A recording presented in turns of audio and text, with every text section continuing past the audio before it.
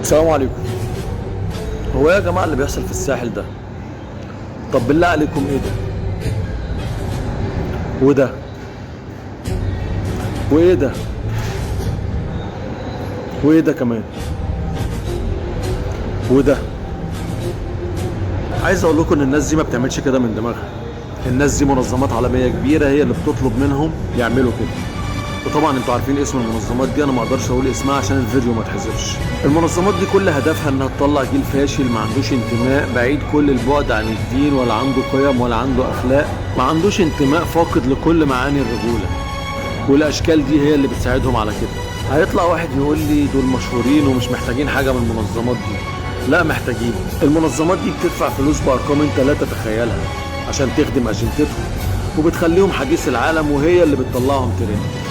فكل حاجة محسوبة، مفيش حاجة بالصدفة. فخلوا بالكم من عيالكم، ما تخلوهمش يقلدوا كل حاجة وخلاص.